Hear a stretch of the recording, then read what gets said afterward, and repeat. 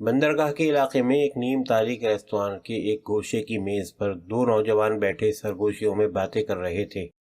Restaurant میں اس وقت ایک مینیجر کے علاوہ اور کوئی نہیں تھا۔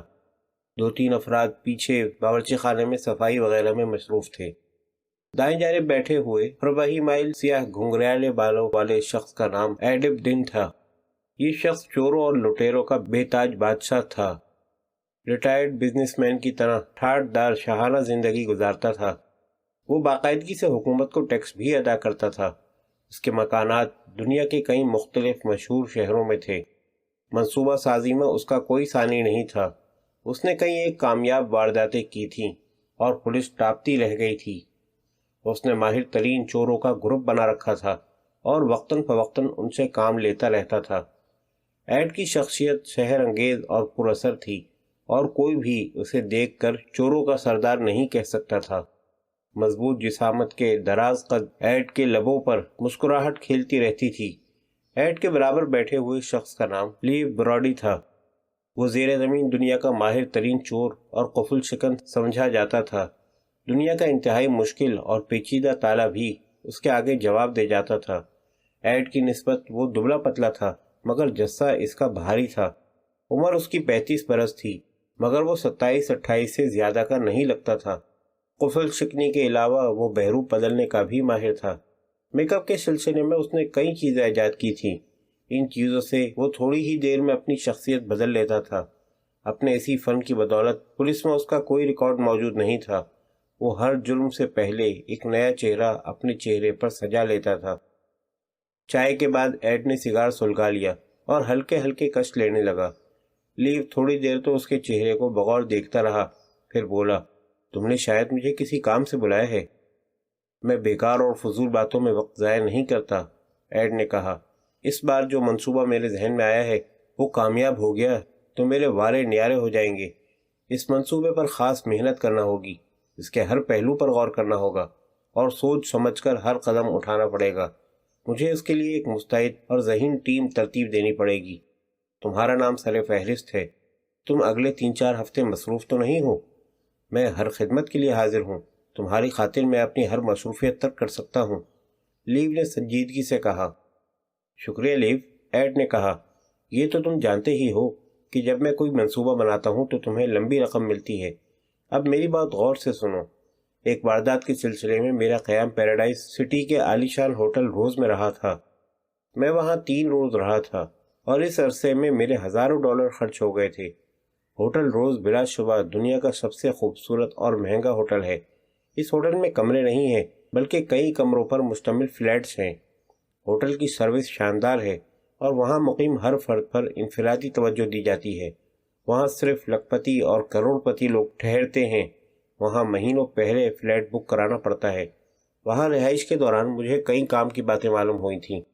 ہوٹل روز کا مالک جیان نامی ایک فرانسیسی ادھیڑ عمر شخص ہے۔ جیان انتہائی کاروباری ہے۔ ہوٹل سے متعلق وہ چھوٹی سی چھوٹی بات کا بھی خیال رکھتا ہے۔ پرکشش اور روبدار شخصیت کا مالک ہے۔ امیروں کے چوتلوں سے بخوبی واقف ہے۔ اس نے دنیا بھر سے مختلف شعبوں کے ماہر ترین افراد اپنے ہوٹل میں جمع کر رکھے ہیں۔ سب سے کم کرایوں کے فلیٹ نچلی منزل پر ہیں۔ 3 کمروں کے ان چھوٹے فلیٹوں کا کرایہ یومیہ $5000 ہے۔ سنا تم نے؟ اوپر کی منزلوں کے فلیٹ تو ملتے ہی نہیں ہیں، سارا سال بک رہتے ہیں۔ میں نے ہوٹل کو خوب گھوم پھر کے دیکھا تھا۔ اگر میں ہوٹل کی خوبیاں گنوانے بیٹھ جاؤں تو گھنٹوں لگ جائیں گے۔ 3 تو ریستوران ہیں اور سوئمنگ پول تو اتنا اچھا ہے کہ تم دیکھ کے دنگ رہ جاؤ گے۔ دنیا بھر کے دولت مند وہاں شاہانہ ٹھاٹ باٹ سے رہتے ہیں۔ سبھی اپنے قیمتی زیورات اور ملبوسات کی نمائش کرتے ہیں اور اپنی عمارت کا روب جھاڑتے ہیں۔ انسانی فطرت بھی یہی ہے۔ وہاں ہر فرد دوسرے فرد پر اپنی برتری ثابت کرنے پر تلا رہتا ہے۔ بگڑی ہوئی امیر عورتیں ہزاروں ڈالرز کے زیورات پہنی رہتی ہیں۔ مجھے ہوٹل کے مرکزی ریستوران میں کھانا کھانے کا اتفاق ہوا ہے۔ میں وہاں کی رونق اور چمک دمک دیکھ کے حیران رہ گیا تھا۔ میرا اندازہ ہے کہ ان عورتوں نے مجموعی طور پر 35-40 لاکھ کے زیورات پہن رکھے تھے۔ $40 لاکھ کے زیورات؟ لیو نے پوچھا۔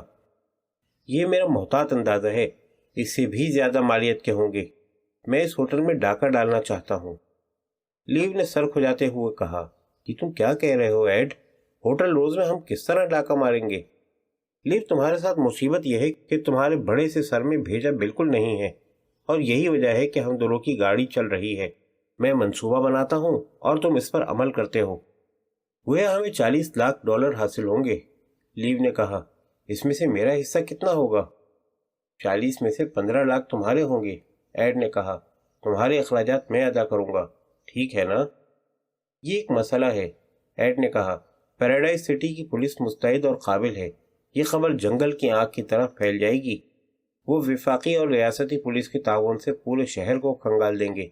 اس مرحلے پر مال کے ساتھ شہر سے نکلنا موت کو دعوت دینے کے مترادف ہوگا۔ میں نے اسی لیے کین کی خدمات حاصل کرنے کا فیصلہ کیا ہے۔ مجھے اس سے بات کرنی پڑے گی۔ ہمیں کین سے زیادہ اچھا خریدار نہیں ملے گا۔ ٹھیک ہے، لیو نے کہا۔ ڈکیتی کی نوعیت کیا ہوگی؟ ہم اتنے مہمانوں کے زیورات وغیرہ کیسے حاصل کریں گے؟ ایڈ نے ہاتھ کے اشارے سے ویٹر کو بلا کے مشروب کا آرڈر دے دیا اور بولا، ہوٹل روز میں قیام کے دوران میری ملاقات ایک تنہائی کی مالی بڑھیا سے ہوئی تھی۔ وہ مجھے اپنے آنجہانی شوہر اور اس کی لاکھوں کی جائیداد کے بارے میں بتاتی رہی۔ پھر اس نے ایک ایسی بات کہی جس سے میں اس کی باتوں میں دلچسپی لینے پر مجبور ہو گیا۔ اس نے بتایا کہ وہ سال میں 1 ماہ ہوٹل روز میں ٹھہرتی ہے اور ہر اعتبار سے مطمئن اور آسودہ رہتی ہے۔ اس نے ہوٹل کی شان میں ایک طویل قصیدہ پڑھنے کے بعد بتایا کہ ہوٹل روز کے حفاظتی انتظامات بہت اچھے ہیں۔ ہر مہمان کو اس کی آمد کے فوراً بعد ہی سیاہ رنگ کا ایک خوبصورت بکس دیا جاتا ہے جو مخصوص نمبر سے کھلتا اور بند ہوتا ہے۔ اس نمبر کا علم صرف مہمان کو ہوتا ہے۔ مہمان سونے سے پہلے اپنے زیورات، نقدی اور دیگر قیمتی چیزیں بکس میں رکھ کے لاک کر دیتے ہیں اور 2 مسلح محافظ بکس ان سے لے کر رسید دے جاتے ہیں۔ لیو نے مسکرا کے کہا، نمبر والے تاروں کی میرے نزدیک کوئی اہمیت نہیں ہے۔ میں انہیں بائیں ہاتھ سے کھول سکتا ہوں۔ مجھے یقین تھا کہ تم انہیں کھول لو گے۔ یہ بکس ایک بڑی تجوری میں لے جا کے رکھ دیے جاتے ہیں اور اس تجوری کا پتہ لگانا تمہارا کام ہوگا۔ ٹھیک ہے، یہ کام زیادہ مشکل نہیں ہے۔ مجھے حفاظتی انتظامات کے بارے میں بتاؤ۔ روز ہوٹل نے 2 نوجوان اور مستعد جاسوسوں کی خدمات حاصل کر رکھی ہیں جو باری باری ہوٹل کے اندر گشت پر رہتے ہیں۔ صبح 9 بجے 2 مسلح محافظ ہوٹل پہنچ جاتے ہیں۔ ان کی ڈیوٹی رات 2 بجے تک ہوتی ہے۔ یہ وہ وقت ہوتا ہے جب ہوٹل کی رونقیں ماند پڑنے لگتی ہیں۔ اکا دکا نائٹ کلبوں سے صبح 4 بجے تک آتے رہتے ہیں۔ میرا خیال ہے تجوری توڑنے کا صحیح وقت 3 بجے کا رہے گا۔ اس سے زیادہ میں تمہیں نہیں بتا سکتا۔ تفصیلات معلوم کرنا تمہارا کام ہوگا۔ تمہارا مطلب ہے مجھے ہوٹل میں قیام کرنا ہوگا؟ اور کوئی راستہ نہیں ہے۔ میں نے ایک ٹریول ایجنٹ کے ذریعے نچلی منزل کا ایک فلیٹ تمہارے لیے محفوظ کرا لیا ہے۔ خاصی بڑی رقم میں نے پیشگی جمع کروا دی ہے، لہذا تمہیں پریشانی نہیں ہوگی۔ تم آنے والی پیر کو مسٹر وان کارنیلس کے نام سے ہوٹل منتقل ہو جاؤ۔ تمہارے لیے نئے ماڈل کی ایک بےحد قیمتی گاڑی کا انتظام کر لیا گیا ہے۔ تمہارے ارد گرد دولت مند لوگ ہوں گے اور تمہیں انہی کے انداز میں رہنا ہوگا۔ میرا خیال ہے تمہیں وہاں 70 سالہ بوڑھے اپاہج کے روپ میں پہیوں والی کرسی پر جانا چاہیے۔ تمہارے ساتھ ایک ملازم ہوگا جو تمہاری کرسی کو دھکیلے گا اور دیگر ضروریات پوری کرے گا۔ مہمانوں سے بے تکلف ہونے کی ضرورت نہیں ہے۔ زیادہ تر اپنے کمرے میں رہنا۔ فلیٹ کا کرایہ مجھے $25,000 دینا پڑے گا۔ کھانا اس میں شامل نہیں ہے۔ ممکن ہے تاخیر کی صورت میں کچھ زیادہ ہی خرچ ہو جائے۔ شراب کو ہاتھ بھی مت لگانا۔ کھانے میں ہر ممکن احتیاط رکھنا ورنہ میرا کباڑا ہو جائے گا۔ دوپہر کے کھانے میں تم اپنے کمرے میں ہی ہلکی پھلکی چیزیں منگوا لینا، لیکن رات کا کھانا تمہیں مرکزی ریستوران میں کھانا ہوگا تاکہ مہمان خواتین کے زیورات دیکھ سکو۔ تمہارا کام تجوری کا پتہ لگا کے اس میں جھاڑو پھیرنا ہوگا۔ ہمیں ایک مستعد اور ذہین شخص کی ضرورت ہوگی جو گاڑی چلا سکے اور ہوٹل کے عملے سے گھل مل سکے۔ وہ تجوری کا پتہ چلانے میں تمہاری مدد کرے گا اور وقت پڑنے پر مال اڑانے میں تمہارا ساتھ دے گا۔ یہ تو منصوبے کا خاکہ ہے، ٹکڑے ہیں جنہیں ترتیب سے جوڑنا ہوگا۔ مسلح محافظوں اور ہوٹل کے جاسوسوں کی فکر کرنے کی ضرورت نہیں ہے، میں نے ان کا بندوبست کر لیا ہے۔ پھر تو کوئی مسئلہ ہی نہیں ہوگا، لیو نے کہا۔ اب رہا میرے ملازم کا معاملہ، تو میری رائے یہ ہے کہ میرے ساتھ ایک خوبصورت نرس ہونی چاہیے۔ تمہاری اپاہج بوڑھے والی تجویز بہت اچھی ہے۔ اس طرح میں ہوٹل کا آخری فرد ہوں گا جس پر پولیس شک کرے گی، اور تب تک بہت دیر ہو چکی ہوگی۔ مال اڑانے کے لیے مجھے ڈرائیور کی مدد درکار ہوگی۔ خوبصورت اور پرکشش نرس ہوگی تو معلومات حاصل کرنے میں کوئی دشواری پیش نہیں آئے گی۔ وہ ہوٹل میں آزادانہ گھوم پھر سکے گی اور یوں ہمیں تمام جزیات تک کا علم ہو جائے گا۔ तुम अपनी किसी महबूबा को तो उड़ाना नहीं चाहते? एड ने पूछा। हाँ, वो ऐसी है कि देखते ही लोग दिल थाम के रह जाते हैं। तुम देखना वो क्या कमाल दिखाती है। इस काम के लिए वो बिल्कुल मौजू हैं। एड ने लापरवाही के अंदाज में शाने उचकाए और बोला, ठीक है, मैं ड्राइवर का मसला हल किए देता हूँ, नर्स को तुम संभाल लो। ठीक है, तुम बताओ, तुमने मुसल्लह मुहाफिजों और जासूसों का क्या बंदोबस्त किया है? एड ने ब्रीफ केस उठा के मेज पर रखा और गिरदोपेश में नजरें दौड़ाई। मैनेजर जासूसी कहानियों का एक रिसाला पढ़ रहा था। उसने ब्रीफकेस खोल के एक छोटा सा खिलौना पिस्तौल निकाला और बोला, इस पिस्तौल पर मेरी लंबी रकम खर्च हुई है। पिस्तौल में 6 नन्ही सुइयां डाली गई हैं। ये सुइयां एक ज़ुद असर ख्वाब आवर दवा में एक तवील अरसे तक रखी गई हैं। ट्रैगर दबाने से सुई पिस्तौल से निकलेगी और शिकार के जिस्म में पेवस्त हो जाएगी और उसे यूं महसूस होगा जैसे किसी मच्छर ने काट लिया हो। सुई पेवस्त होने के 10-15 सेकंड बाद ही वो गिर जाएगा और अगले 6 घंटे मजे की नींद सो जाएगा। पिस्तौल खुदकार है, तुम्हें सिर्फ मुहाफिज का निशाना लेके ट्रैगर दबाना होगा। लीव हैरत से मुंह खोले इस अजीब पिस्तौल को देख रहा था। वो ताज्जुब खेज लहजे में बोला, तुम्हारा मतलब है ये सुई सीधी मुहाफिज के जिस्म में जा घुसेगी और वो 6 घंटे तक सोता रहेगा? तुम्हारा क्या ख्याल है, मैं मजाक कर रहा हूँ? तुम अहमक हो लीव, तुम्हें नहीं मालूम कि मैं जदीद अंदाज में काम करता हूँ। खैर, मैं तुम्हारे लिए एक माहिर निशानेबाज का बंदोबस्त कर दूंगा जो ड्राइवर के फराइज भी अदा करेगा। तिजोरी से माल उड़ाने में वो तुम्हारी मदद करेगा। लीव ने तारीफी अंदाज में एड को देखते हुए कहा, तुम्हारा जवाब नहीं एड, मैं तो शुरू ही से तुम्हारी जहानत का कायल हूँ। रहने दो यार, काम की बात करो। क्या तुम सनीचर की दोपहर मियामी के सी बीच होटल में मिल सकते हो? वहाँ हम तफसीलात तय करेंगे। उस वक्त तक तुम वहाँ होटल रोज में मुंतकिल हो चुके होगे, ठीक है ना? बिल्कुल ठीक है, लीव ने कहा। एड ने पिस्तौल जानू पर रखा और रेस्टोरेंट के मोटे मैनेजर को आने का इशारा किया और धीमी आवाज में बोला, अब मैं तुम्हें एक तमाशा दिखाऊंगा। इस तरह तुम्हें पिस्तौल की शानदार कारकर्दगी का यकीन भी आ जाएगा। मोटा और भद्दा मैनेजर उनके पास आया तो एड ने $10 का नोट उसके हवाले किया। मैनेजर ने शुक्रिया अदा किया और पलट के काउंटर की तरफ जाने लगा। एड ने उसके मोटे कूल्हे का निशाना लिया और ट्रैगर दबा दिया। बहुत हल्की सी आवाज सुनाई दी। मैनेजर ने जोर से कूल्हे पर हाथ मारा और पलट के एड को देखने लगा, जो पिस्तौल ब्रीफ केस में रखने के बाद उसे बंद कर रहा था। फिर वो खरामा खरामा काउंटर की तरफ जाने लगा।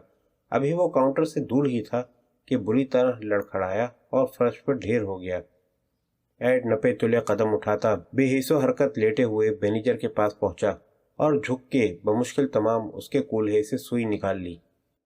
तुम्हें यकीन है कि ये मोटा ठीक रहेगा? मुझे पूरा यकीन है। आओ अब चलते हैं। वो दोनों सदर दरवाजे तक पहुंचे ही थे कि मोटे मैनेजर के खर्राटे रेस्तोरां में गूंजने लगे।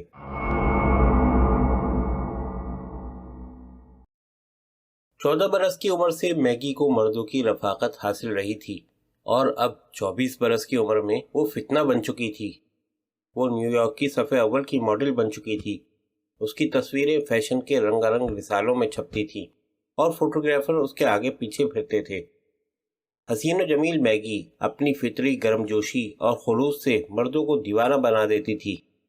मैगी ने 2-3 साल तीसरे दर्जे की घटिया तवाइफ के अंदाज में गुजारे थे।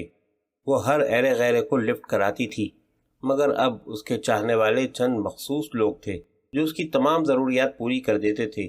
फिर मैगी की मुलाकात लीव से हुई और ज़िंदगी में पहली बार वो एक मर्द को चाहने लगी थी। लीव ने अपना चोरी का पेशा उससे छुपा रखा था। लीव ने इसे अपने 3 कमरों के फ्लैट में रहने की पेशकश की थी। वो इसके मर्दों से मिलने पर भी मोतरज़ नहीं होता था। कदरे हिचकिचाहट के बाद मैगी ने यह पेशकश कबूल कर ली थी और लीव को जुनून की हद तक चाहती थी। लीव ने सोचा था कि इस बार वो अपनी असलियत से मैगी को आगाह कर देगा। इसके बगैर वो इसे अपने मंसूबे में शामिल नहीं कर सकता था। मैगी के अलावा कोई और लड़की उसकी नज़र में नहीं थी जो नर्स का किरदार अदा कर सकती। बहुत सोच विचार के बाद लीव ने तमाम पत्ते मैगी के सामने रख दिए। वो इसे एक आलीशान रेस्तोरां में ले गया और इधर उधर की बातों के बाद असल मौजू पर आ गया। पहले तो उसने मैगी को अपने बारे में बताया और फिर मंसूबे की जुजियात समझाने लगा। मैगी पुरजोश दिखाई देने लगी। उसके सानो गुमान में भी नहीं था कि उसे होटल रोज में ठहरना नसीब होगा। सुकून से मेरी बात सुनो मैगी, क्या तुम इस काम में शरीक होना चाहती हो? میں اتنی احمق نہیں ہوں کہ اتنی اچھی پیشکش کو ٹھکرا دوں۔ میں تمہارا ساتھ دوں گی لیو، میں تمہارے لیے بڑی سے بڑی قربانی بھی دے سکتی ہوں۔ میں تم سے جنون کی حد تک پیار کرتی ہوں۔ تم نے خود کو نوادرات کا بیوپاری ظاہر کیا تھا، مگر میں پہلے ہی سمجھتی تھی کہ تم کوئی اور کام کرتے ہو۔ برسوں پہلے پرانے فرنیچر کا ایک ڈیلر مجھ سے ٹکرا گیا تھا۔ رات بھر وہ پیار محبت کی باتوں کے بجائے پرانے فرنیچر کے بارے میں بولتا رہا تھا۔ تم چوریاں کرتے ہو لیو، رابن ہوڈ کی طرح امیروں کو لوٹ کے غریبوں کو دیتے ہو نا؟ لیو نے ایک سرد آہ بھری اور بولا، میں امیروں کو لوٹتا ضرور ہوں، مگر مال غریبوں میں تقسیم کرنے کے بجائے اپنی جیب میں رکھ لیتا ہوں۔ تم بہت اچھا کرتے ہو لیو۔ میں نے کئی بار رابن ہوڈ کے بارے میں سوچا تھا کہ اسے اپنا دماغی معائنہ کروانا چاہیے تھا۔ اپنی محنت کی کمائی کسی اور کو دے دینا پاگل پن ہی تو ہے۔ ایک بار میں ایک شرابی کو اپنے گھر لے گئی تھی۔ جب وہ سو گیا تو میں نے اس کے بٹوے سے $500 نکال لیے تھے۔ اس کا مطلب ہے میں بھی چور ہوئی نا؟ ہمیں اس منصوبے سے کم از کم $15 لاکھ حاصل ہوں گے۔ رقم ہاتھ آتے ہی ہم شادی کر لیں گے۔ یہ تو میں کئی مہینوں سے سن رہی ہوں۔ تم یہ بتاؤ مجھے کیا کرنا ہوگا؟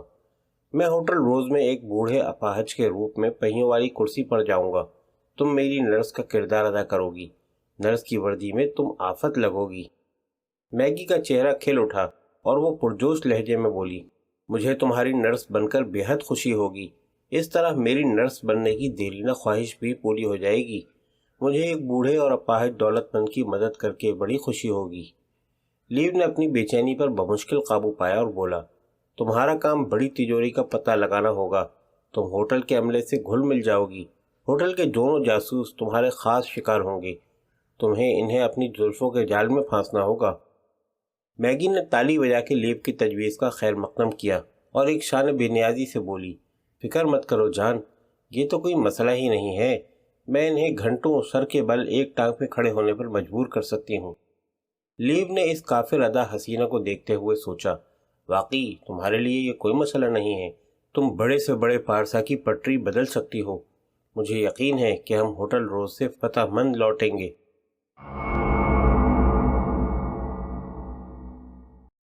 آرٹ بینیسن نے اپنی زندگی کے 20 سنہرے برس امریکہ کی مختلف جیلوں میں گزارے تھے اور اب 50 سال کی عمر میں اس نتیجے پر پہنچا تھا کہ جرائم سے کچھ حاصل نہیں ہوتا، انسان نقصان ہی میں رہتا ہے۔ جیلوں میں آرٹ کی گرو گھنٹال لوگوں سے ملاقات ہوئی تھی۔ یہ سب ہر فن مولا لوگ اس کے بے تکلف دوست بن چکے تھے۔ ان ماہر فن دوستوں نے اسے ایک نیا پیشہ اختیار کرنے میں مدد دی تھی۔ آرٹ نے اپنی بیوی برتھا کی مدد سے ایک فرم کھول لی تھی اور ان دنوں بڑی کامیابی سے اسے چلا رہا تھا۔ فلمی دنیا میں کمپنیاں فلم سازوں کو ایکسٹرا عورتیں اور مرد سپلائی کرتی ہیں اور آرٹ ضرورت مندوں کو جرائم پیشہ افراد کی خدمات فراہم کرتا تھا۔ وہ ہر رہا ہونے والے مجرم کا نام، پتہ اور فون نمبر اپنے رجسٹر میں درج کر لیتا تھا۔ بڑے مجرم چھوٹے مجرموں سے تعاون آرٹ کے ذریعے حاصل کرتے تھے اور آرٹ کو کل معاوضے کا 10% بطور کمیشن ملتا تھا۔ گزشتہ 5 سالوں میں زیر زمین دنیا میں آرٹ کی فرم نے بڑا نام کمایا تھا۔ اس کا تمام کام ٹیلی فون کے ذریعے ہوتا تھا۔ وہ اپنے چھوٹے سے دفتر میں صبح 10 بجے سے رات 10 بجے تک بیٹھتا تھا۔ فون کی گھنٹی بجنے کا انتظار کرتے ہوئے وہ سگریٹ پیتا رہتا یا پھر جاسوسی کہانیاں پڑھتا رہتا تھا۔ آرٹ کی بیوی دوسرے کمرے میں بیٹھی سویٹر بنتی رہتی تھی۔ برتھا نے مختلف جرائم کے ماہر لوگوں کی کارڈز بنا رکھے تھے۔ آرٹ انٹرکام پر برتھا کو شعبہ بتاتا تھا اور وہ چند ہی لمحوں میں مطلوبہ شخص کا کارڈ لے آتی تھی۔ اس کارڈ پر ساری تفصیل درج ہوتی تھی اور آرٹ ضرورت مند کو یہ تفصیل نوٹ کرا دیتا تھا۔ آرٹ نے اس فرم سے خاصی معقول دولت کمائی تھی اور مزے کی بات یہ تھی کہ اس کی آمدنی پر ٹیکس بھی نہیں لگتا تھا۔ اس کے دفتر کے دروازے پر لگے ہوئے بورڈ سے پتہ چلتا تھا کہ یہ ایک مذہبی تنظیم کا دفتر ہے۔ یہی وجہ ہے کہ پولیس اس کے دفتر کا رخ نہیں کرتی تھی۔ آرٹ کے والدین اب اس دنیا میں نہیں تھے، صرف ایک بھائی مائک تھا جو اس سے 10 برس چھوٹا تھا۔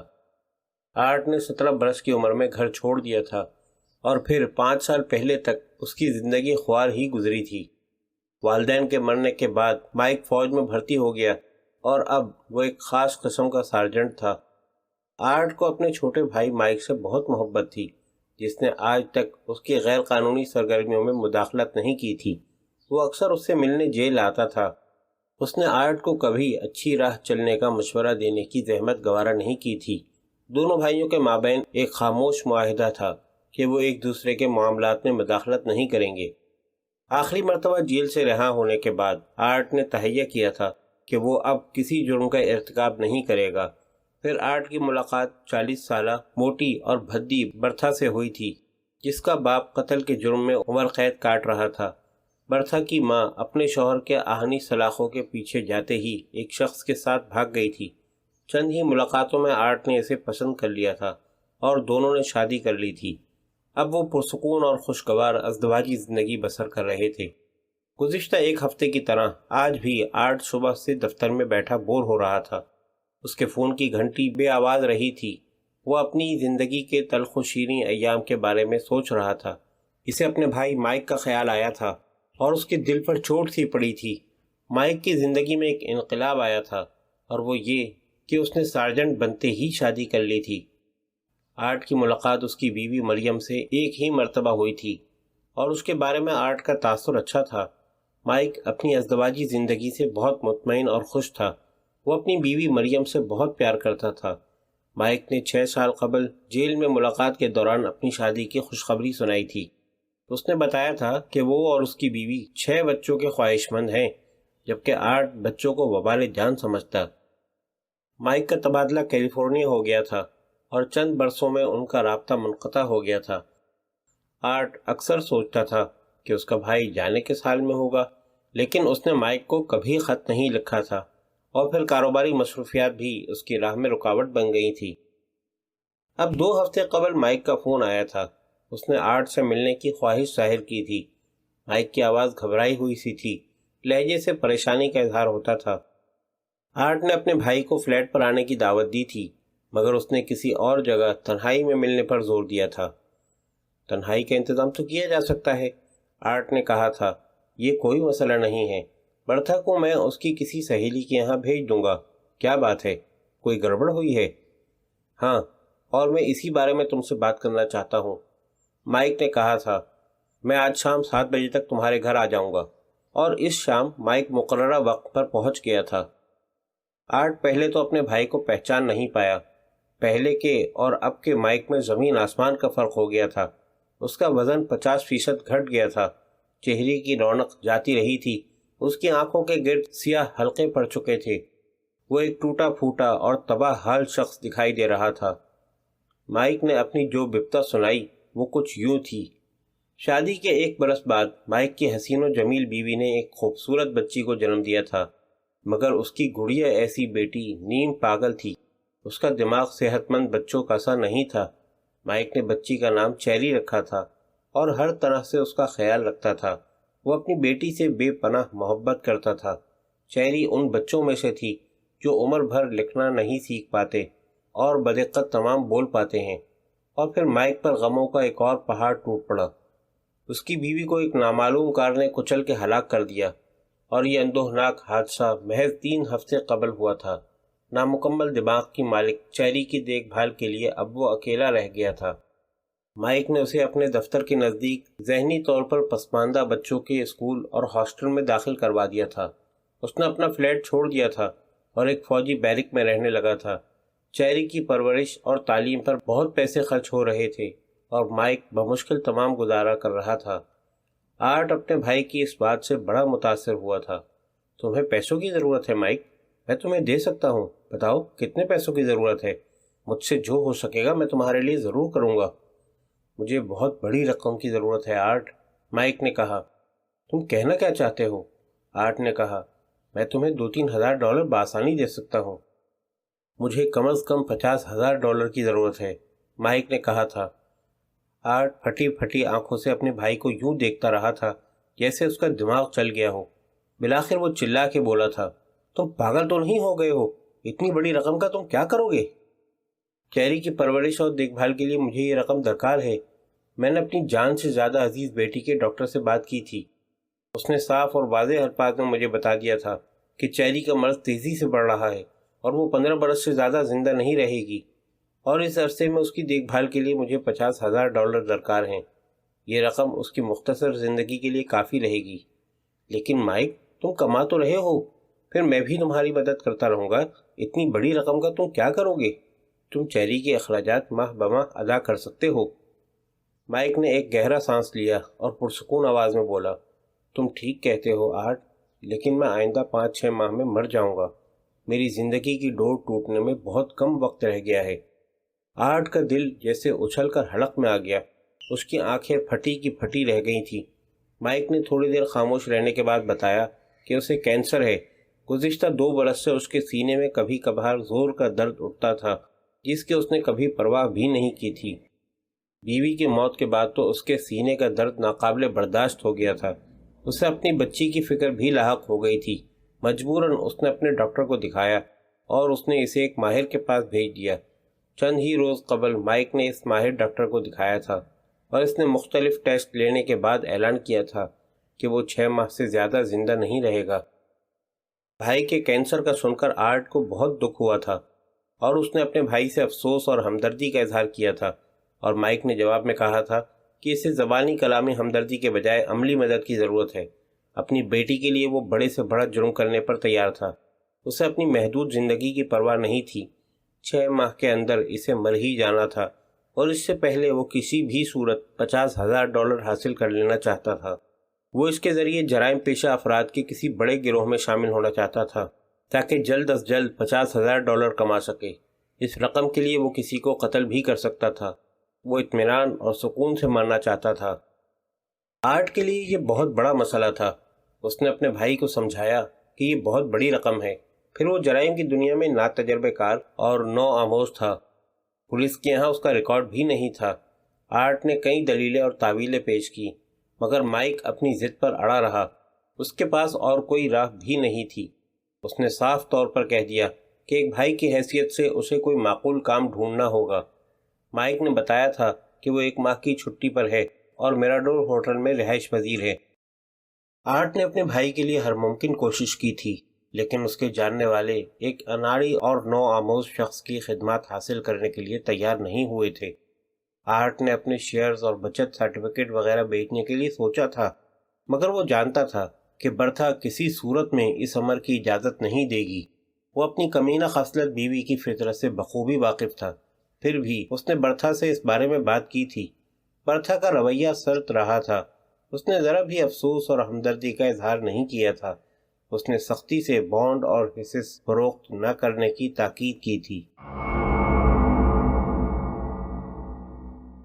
بھائی سے ملاقات ہوئے 1 ہفتہ گزر چکا تھا اور اس دوران میں اس نے ایک بار بھی رابطہ قائم نہیں کیا تھا، لیکن آرٹ اب تک اپنے ٹوٹے ہوئے اور غمزدہ بھائی کی یاد اپنے دل سے نہیں نکال سکا تھا۔ بھائی کی بے بسی اور بے چارگی اسے رہ رہ کے پریشان کر رہی تھی۔ برتھا کی آمد سے آرٹ کے خیالات کا سلسلہ ٹوٹ گیا۔ وہ اسے بغور دیکھتے ہوئے بولی، ایڈ کا فون آیا ہے، تم سے ایک ضروری بات کرنا چاہتا ہے۔ آرٹ کا جسم اچانک تن گیا۔ وہ مستعد ہو گیا۔ ایڈ اس کا سب سے بڑا کرم فرما تھا۔ سچی بات تو یہ ہے کہ یہ ایجنسی بھی اسی کے دم سے چل رہی تھی۔ اب تک اس نے ایڈ کو اول درجے کے چور اچکے اور بدماش فراہم کیے تھے، اور ایڈ نے فراخ دلی سے اس کی خدمات کا معاوضہ ادا کیا تھا۔ آرٹ نے جلدی سے ریسیور اٹھایا اور ایڈ سے بات کرنے لگا۔ رسمی الیک سلیک کے بعد ایڈ نے بتایا کہ اسے ایک مستعد اور ذہین شخص کی ضرورت ہے جس کا نشانہ خطا نہ جاتا ہو اور جو نئے ماڈل کی گاڑی بھی مہارت سے چلا سکتا ہو۔ آرٹ کی دلی مراد برائی۔ اس کے بھائی کے لیے ایک بہترین کام آ گیا تھا۔ وہ گرمجوشی سے بولا، آپ بے فکر ہو جائیں جناب، میرے پاس آپ کے مطلب کا ایک آدمی موجود ہے۔ یہ بتائیے کام کیا ہے؟ کام بہت بڑا ہے، معاوضہ $60,000 ملے گا۔ ایڈ نے سرد لہجے میں کہا۔ وہ شخص کون ہے؟ وہ میرا بھائی ہے جناب، آرٹ نے کہا۔ اس کا نشانہ بہت اچھا ہے، اسے پیسوں کی سخت ضرورت ہے، آپ اس پر بھروسہ کر سکتے ہیں۔ پولیس میں اس کا ریکارڈ کیسا ہے؟ ایڈ نے پوچھا۔ پولیس اس کے بارے میں کچھ نہیں جانتی جناب، وہ بری فوج میں سارجنٹ ہے، وہ بے حد ذہین اور مستعد ہے، میں اس کی ضمانت لیتا ہوں جناب۔ آرٹ نے کہنے کو یہ بات کہہ تو دی، مگر پھر اسے بہت افسوس ہوا۔ بھائی کی محبت کے جوش میں اس نے بہت بڑی بات کہہ دی تھی، جبکہ اسے یقین بھی نہیں تھا کہ مائک اس کے معیار پر پورا بھی اترے گا یا نہیں، لیکن اب تیر کمان سے نکل چکا تھا، وہ تردید نہیں کر سکتا تھا۔ ایڈ نے کہا، اگر تم اس کی ضمانت لے رہے ہو تو میرے لیے یہی کافی ہے۔ تم اپنے بھائی کو ہدایت کر دو کہ وہ میامی کے سی وی ہوٹل میں 30 تاریخ کی صبح 10 بجے کورگی وان نامی شخص سے مل لے۔ کورگی سے پستول دے گا اور سارا کام بھی سمجھا دے گا، لیکن تم اپنے بھائی کو سختی سے کہہ دینا کہ کسی کو ہلاک یا زخمی کرنے کی ضرورت نہیں ہے۔ معاوضہ تقریباً 2 ماہ بعد ملے گا۔ اگر کسی قسم کی گڑبڑ ہوئی تو میں تمہاری کمپنی کو جڑ سے اکھیڑ دوں گا۔